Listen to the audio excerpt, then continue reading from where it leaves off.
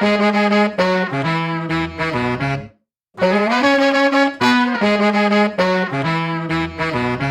everyone, Neil Patel here. Thank you for downloading the latest episode of the Indian Startup Show. So today I speak to Kalpana Viswanath. She's the co-founder and CEO of SafetiPin, which is a social enterprise using data and tech to support cities in their endeavour to become safer, more inclusive and smarter. A great idea. So in this episode we talk about how that works, their plans for the future, working with the government on urban safety. She also gives really cool advice on doing your own social enterprise and being a city girl. So please enjoy the show. Thank you. Hello Kalpana, thank you for coming on the Indian Startup Show today. Hi Neil. Please tell me a bit about SafetiPin, please. Well, SafetiPin is a mobile technology and an app platform which was devised and began in 2013. Mm-hmm. The idea for the company was based on the work that I had done earlier as well as my co-founder. So I am a sociologist who's been working on urban safety and gender issues in cities for many years. And my co-founder was a technology and design in education person. Mm-hmm. And we had been discussing this idea for a long time about how do we sort of make this issue of safety, urban safety, something that is a much broader sort of discussion in society. Mm-hmm. So there is this one tool that I have been using for many years called the safety audit, which is very simply a methodology of assessing public spaces for why they are safe or they're not safe. So people go out, look at a public space, and note down key factors why they feel safe or unsafe there. So we took that paper and pen methodology and transformed it into an app, thereby making it available to anybody anywhere in the world, both to enter data about how they feel about public spaces, as well as to see all the data that exists.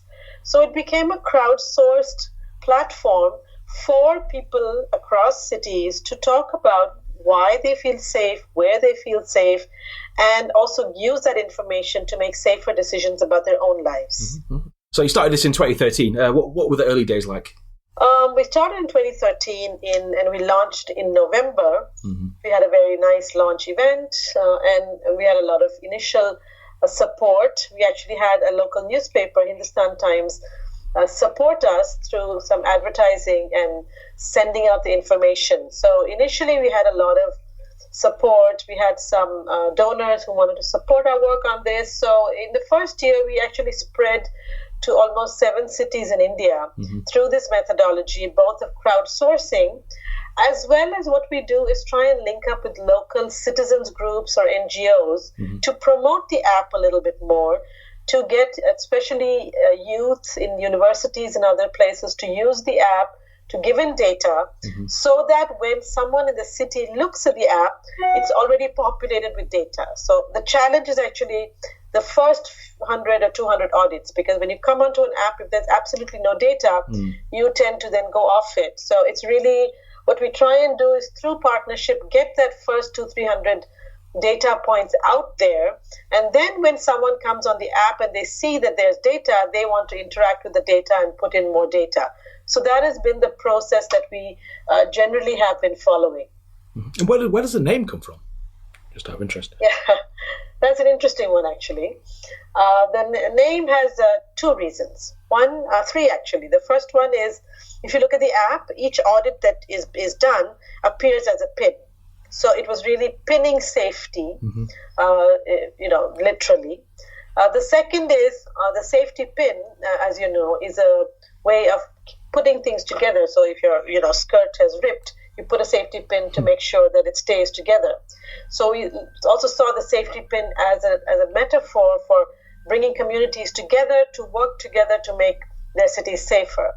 But the third one, which is interesting, in fact the most interesting, is that in India, and I subsequently found out in many other countries, women carry safety pins when they are in crowded spaces such as buses and trains, in order to actually poke men who come too close or try and sexually harass them. So women actually identify with the concept of a safety pin as something linked to their safety even prior to the app. So is this app help, cut down harassment then in cities around the world then? Okay, so what we the way that it works is, that's a difficult one to say it directly cuts down harassment, but what we do is we collect a fair amount of data. First is, as I mentioned, through the methodology of crowdsourcing and volunteer-based data. We also have another app called SafetiPin Night, which is an app through which we collect nighttime photographs of the city and analyze them on these same parameters of the safety audit. And I forgot to mention, the safety audit measures both infrastructure as well as social usage. So we have 8 parameters, which include things like lighting, the walk path, the presence of security, how close public transport is. But we also measure things like how many people are there on the street, how many women are there on that street, are there eyes on the street, is there natural surveillance? So we use the photographs we analyze the photographs on the same parameters, thereby supplementing the crowdsourced data, which can sometimes be a bit patchy and not a complete picture, so that we get a much wider, complete picture of the city. We then use this data to work with city governments to improve public spaces. So I can give you a couple of examples. One is in the city of Delhi. We identified 7,843 dark spots in the city in our first round of audits in 2015-16. And we gave this data to the government, to the power department, to the public works department, to the municipalities. And they actually took it quite seriously. And they said they went around and fixed those spots. And now we are in the process. They have requested us to do a second round of mapping of the city to show that they have in fact fixed it and how that improves the safety score of the neighborhood. And we plan to then walk around some of those neighborhoods, talk to the women there, talk to the vendors, talk to people and see, has the improvement of light actually had an impact on the way that you use public space in that area. So I think for us, we see it as something very positive when a city government takes this data and responds to it, because that is the process of change that you can eventually, because on her own, a woman can just say, okay, this place is unsafe, I won't go there. But we don't want to restrict the city for women. So what will this look like in 10 years' time then? Well, I think in 10 years' time, we anticipate that this app would be available in 100 cities around the world. It would be a standard for women to use. But more than that, we look at 2 more things that we expect that the app would show success in. One is, of course, as I said, city governments using the data on a regular basis. So we would suggest that every year, because a city is a changing organism, it is not for once and for all. As things change, safety changes. So we believe that this data needs to be collected on a regular basis and the city needs to respond. The third area we think that we can have impact is by our safety score. So based on the safety audits that are done, we generate a safety score based on some weightage and algorithms that we have devised. So if you open the app anywhere in the world, if there is data there, you will get a safety score of that neighborhood. Now, we want to actually get people to start using this safety score. For example, say TripAdvisor. If in addition to giving all the data about the hotel, they start giving our safety score as a measure of safety, because certainly for women travelers, I know that when we go out somewhere, either to a hotel or a restaurant, we would like to know how safe that neighborhood is, not just how good the restaurant is. So we really want to popularize the safety score as a standard that can then be used globally to measure how safe a public place is. So these are really the 3 areas that we see growth of SafetiPin in the coming years. Well, let's talk about you then. What's your background? How did you get into this? The social entrepreneurship side of things. Oh, well, yes, I am a sociologist who has been working on urban and safety and gender issues for the past 15 years. And I've worked, I ran an NGO in Delhi.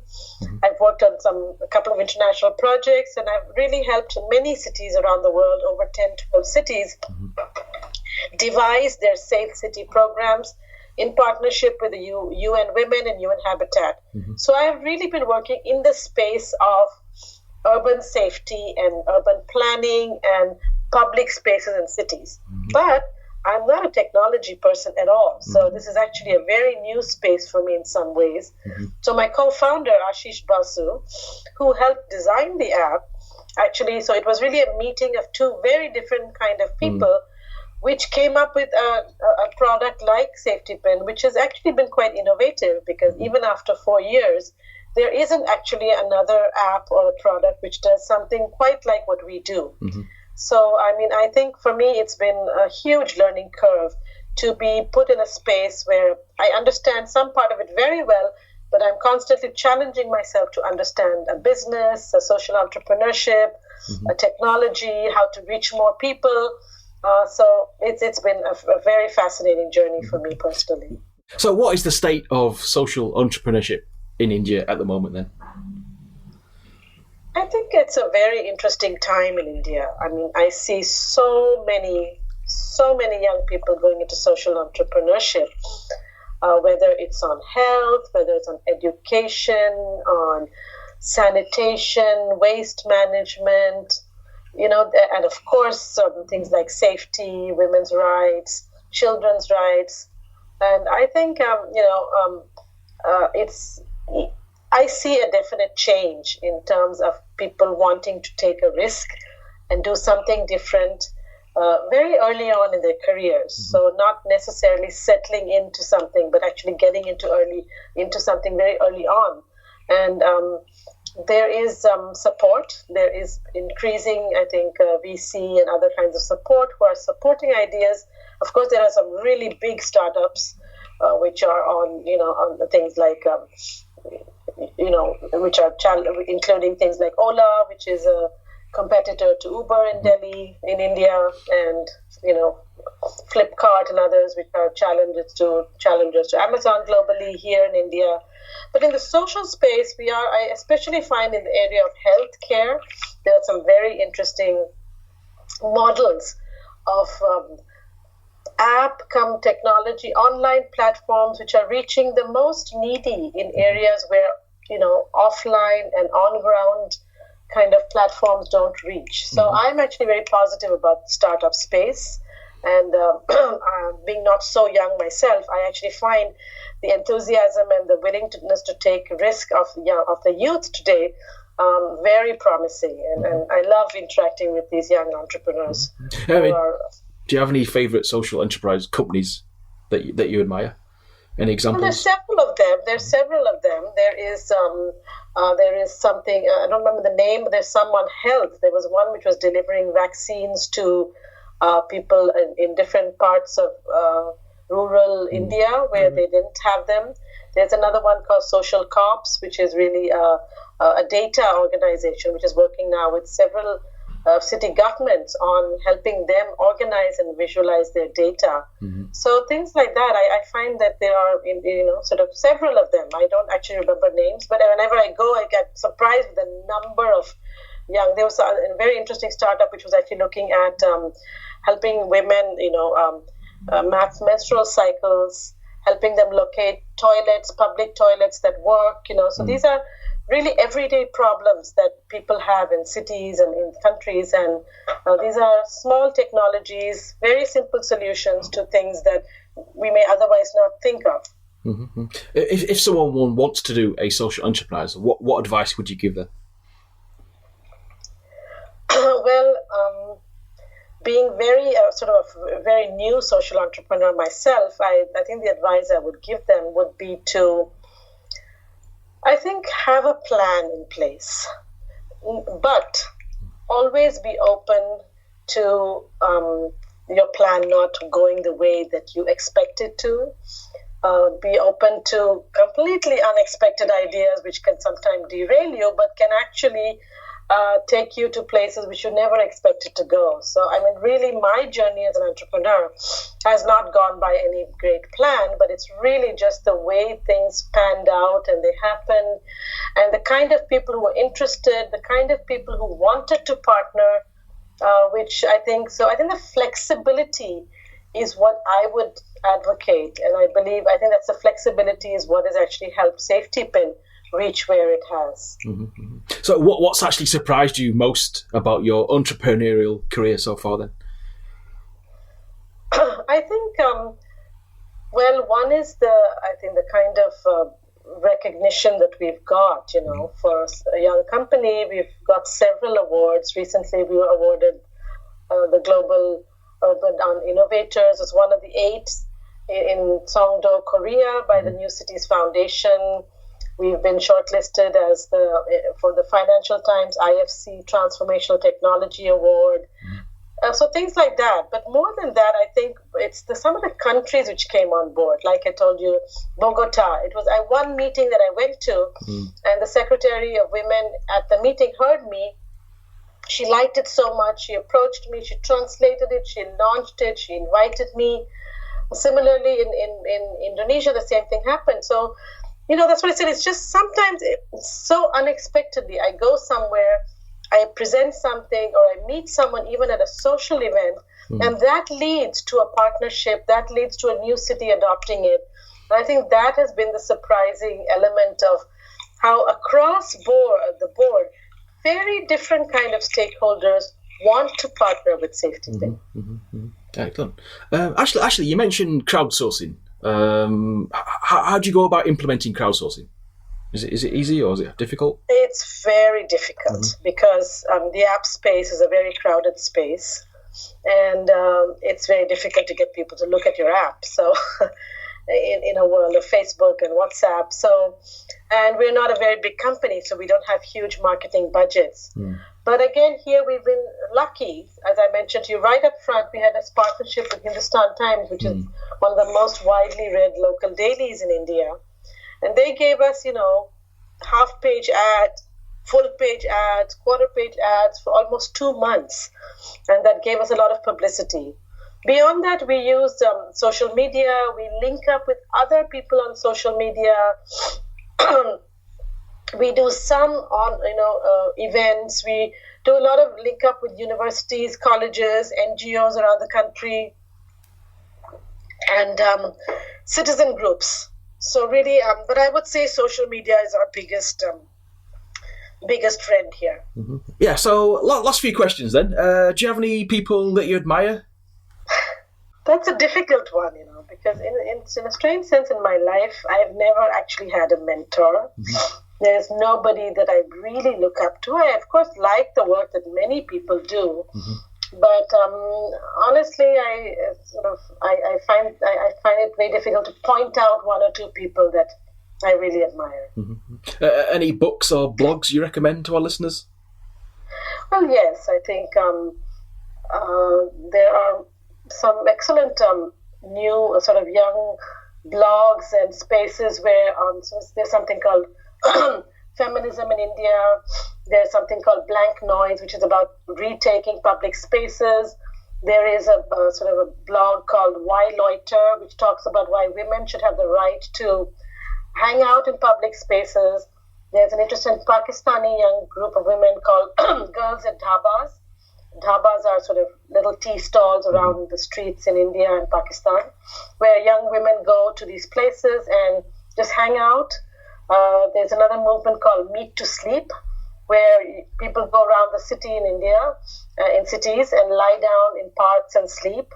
So I think there are very interesting ways that women and young women are reclaiming public space, and really this is, of course, sexual harassment and lack of inclusion is a global problem, but there's a peculiar nature to it in the South Asian continent, where public spaces are very much more male-dominated. So these efforts to just go out and take public space as a place that I will just occupy public space, is, I think, a very, very powerful movement and challenge to the very strong male-dominated norms of South Asia.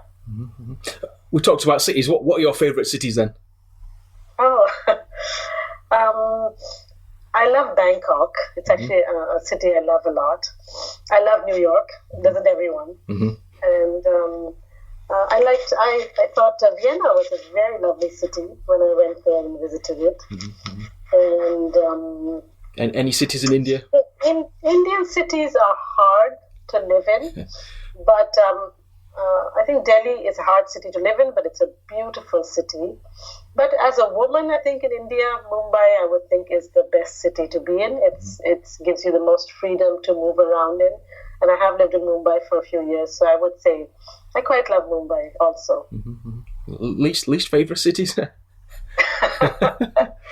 I don't like to say that. No, okay.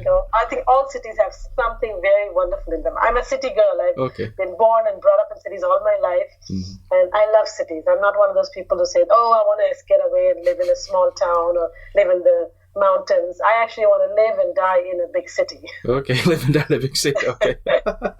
Actually, you mentioned meet to sleep. I have to talk about this. So people just sleep wherever they want to sleep in the city. Is that right? Right. I mean, usually it's in public parks. Okay. Because there is a tradition, especially in winter, in many places, that men sleep in the park in the afternoons. A post-lunch nap or on a weekend nap. But it's not something that women can do because they don't feel safe. So there's been this. It might just happen last weekend around the country. There was this sort of movement it was a sort of an online campaign where women just went around, met, slept, took photographs of themselves, put it on social media, and just, made a point to say that, we will claim public spaces for ourselves. It's a very interesting, I think, campaign. Okay. It's similar to the Why Loiter campaign. So the idea that, the idea is that women occupy public space only when they have to. So when they're going somewhere or they're coming back from somewhere or they have a purpose. This is called the tyranny of purpose. And what loitering is that, the idea that you don't have to have a purpose. I mean, one of the best part of the city is its public spaces, is the freedom for just to walk around, to sit in a park, to eat an ice cream, to read a book. And that's the beauty of all great cities in the world, that they have a public life. And I think what women are saying is, we want to be part of that public life as much. And if it's a lack of safety and fear that is preventing us, we're going to deal with that in different ways. What about the rural areas then? How do you come up with solutions? I think the rural areas have similar problems, but slightly different, because I think, and why we work specifically in cities, because I think the nature of public, the nature of the public, and the nature of the organization of public space in rural areas is different. So maybe, for example, in SafetiPin, the parameters that we have may have to be slightly modified when we look at a rural space. So I think it's not that it's not an issue, it's not that sexual harassment or public violence or lack of inclusion is not an issue in rural areas, very much so. But I think the dimensions are different because the nature of the public is different. And I think it's equally a problem that needs to be dealt with. Excellent. Last question then. For people who want more information on SafetiPin, how do they connect? Well, first of all, it's a free app, and it's called MySafetipin, and that's SafetiPin. So I would really encourage everyone to download it wherever you are in the world and give us more data. We just love it when people download it and use our data. We have a website, and we have an email address there if you want to directly connect with us for any reason. All our material, all our reports are available on our website, SafetiPin.com. So we are always looking for partners in cities around the world to work with us, to do projects, to improve the city government. So really, the more people that download, the more people that contact us, we're happy to work with you. Kalpana, thank you for coming on the Indian Startup Show today. Thank you so much, Neil. Excellent, thank you.